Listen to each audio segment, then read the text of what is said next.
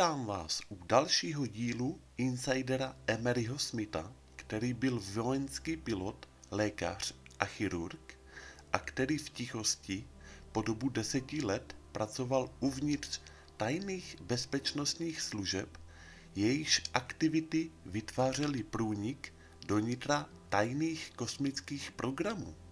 Tentokrát na téma práce v projektech a práce s mimozemskými bytostmi. Emery říká: míra zasvěcení jednotlivých pracovníků v projektech byla označována kombinací písmen a čísel, například alfa 22, beta 17. Je jich mnoho typů a každá z nich vyjadřuje jinou základnu a příslušnou práci nebo projekt. Já jsem se dostal až na úroveň alfa 22 a byl jsem prostě alfa 22. Na základně jsme někdy měli doktory, vědce i mimozemce z jiných základen a i ti měli různé značky, kódy a názvy. Každý to měl uloženo na svém náramku. Nechtěli, aby lidé na základně znali hodnost ostatních, aby nedošlo ke zneužití a získání nějakých utajených informací. Hierarchie v projektech se zakládá na oprávnění. Můžeš být kapitán a mít stejné oprávnění jako generál. Záleží na tom, co vykonáváš a co k tomu potřebuješ.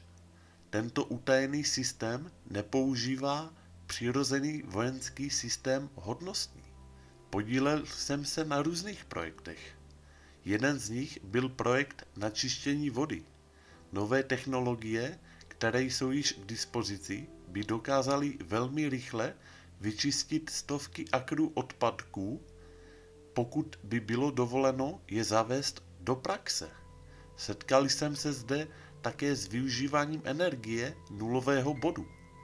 Po mé práci v laboratoři na využití této energie jsem jedno takové zařízení zprovoznil a ukázal několika laboratořím.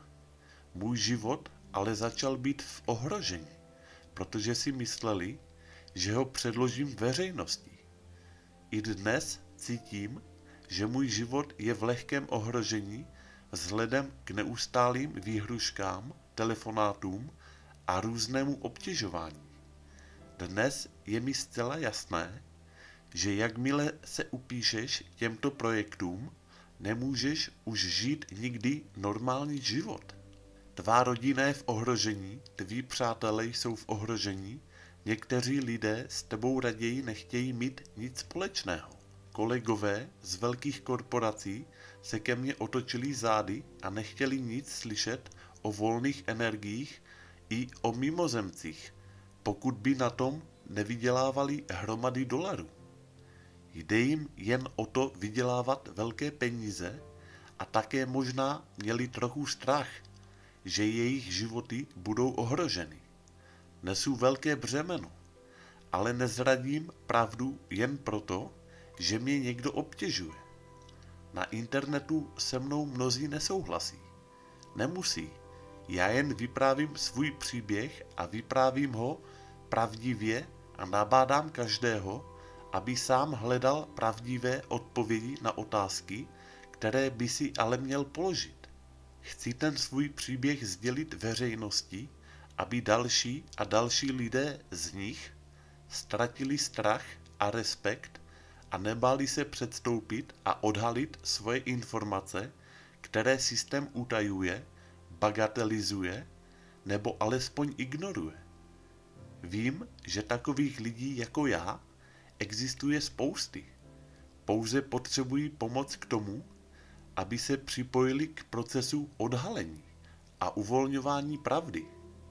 Lidstvo má právo vědět, co se tam dole děje, a je toho opravdu hodně, co by mu pomohlo v jeho přirozené evoluci a co by mělo být pod jeho kontrolou. Většina mimozemců má část lidské DNA, jako my. Arkturiáni mohou mít třeba 75% původní arkturiánské krve, 10% plejádské a zbytek lidské. V průběhu milionů let se pouze kombinovali a proplétali s různými typy DNA. Tito mimozemci jsou vývojově o několik milionů let před námi. Ve starověké minulosti docházelo ke galaktickému cestování a vzájemnému křížení. Arkturiánů existuje mnoho typů, stejně jako lidí.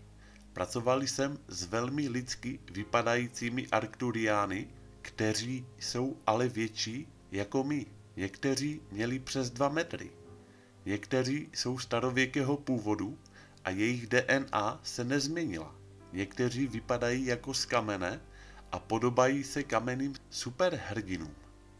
Ve skutečnosti mají takovou houbovitou strukturu a mají nazlátlou nebo oranžovou barvu. Jsou velmi statní a mají kromaňonskou lebku. Jejich hlava je skoro 2krát větší jako naše.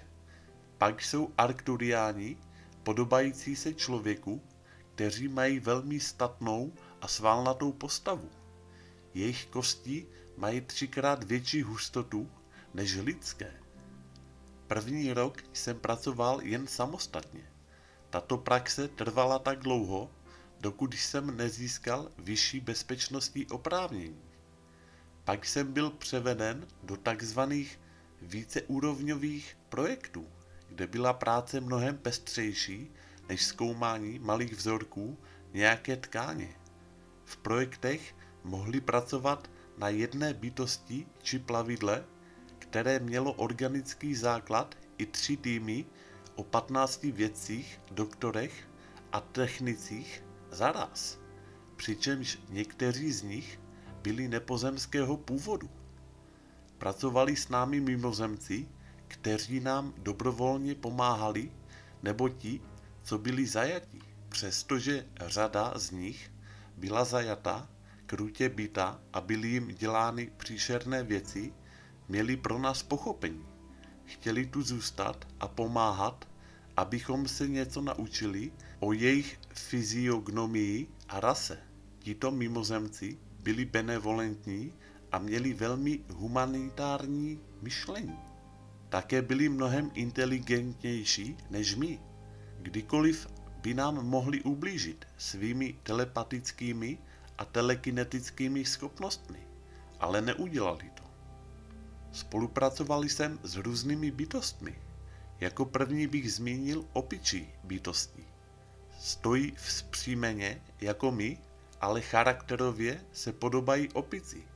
Mají delší chlupy s výraznějším obličejem, ale bez čumáku. Na tváři nemají srst, ta je pouze po těle. Velmi dobře mluví, mají dobré hlasivky, ale problém jim dělají ostré zvuky. Takže když jsme s nimi pracovali, tak museli nosit v uších různé věci, které snižovaly výšky našeho hlasu. Z elektromagnetického spektra zachytávali trochu jiné frekvence než my a ze zvuků z počítače a televize, které vydávají specifické a pronikavé tóny, by mohli i onemocnět, pokud by neměli ochranné pomůcky. Neměli tak výrazný palec, jako je náš, a ruce neměli tak mohutné, jak tomu je u opic. Měli tenčí prsty a širokou dlaň. Pochází z oblasti Arktura, Sýria a Spica. Všechny opičí bytosti z těchto oblastí mají podobnou genetiku a stejný genetický základ, ať už na 90 či 30%. Nevím ale, jakou tady mají jednotlivé druhy agendů. Očividně se tu děje něco za scénou, do čehož jsem nebyl zasvěcený, ale věřím, že tyto chycené nebo dobrovolně pomáhající bytosti pracují s vládou, korporacemi či armádou na různých projektech, které mají striktně humanitární charakter.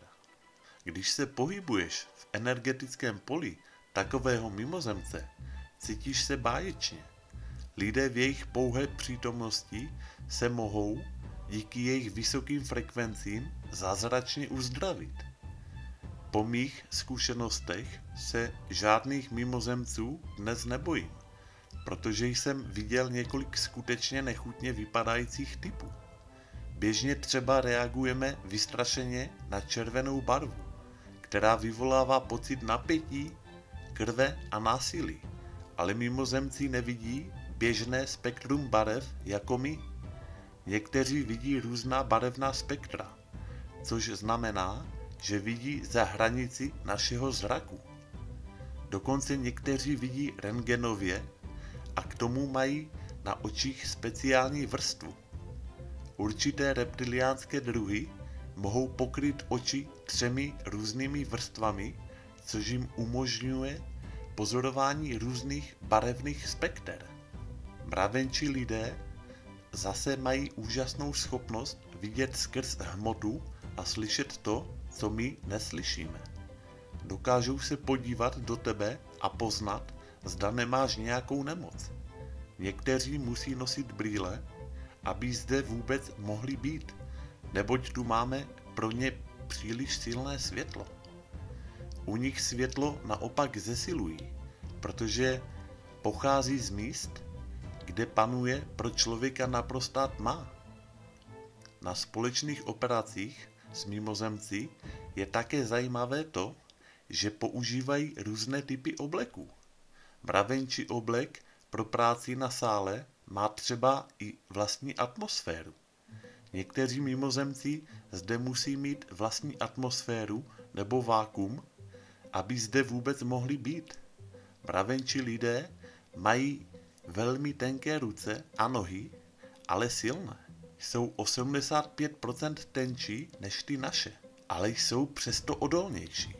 Mají mohutné tělo, ať už rozčleněné nebo nerozčleněné.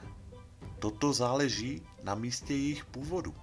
Mají tykadla, kusadla a na krku, uších a někdy v ústech mají speciální hlasový analyzátor.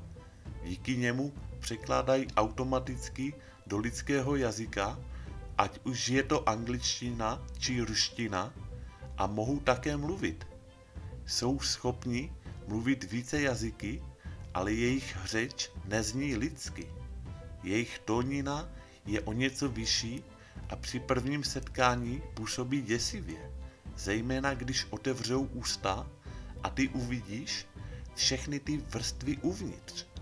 Oni nejsou a nesnaží se být negativní, ale my to tak někdy můžeme vnímat, proto se rozhodně neusmívají. Tak, to je pro tento díl vše. Já vám děkuji za pozornost.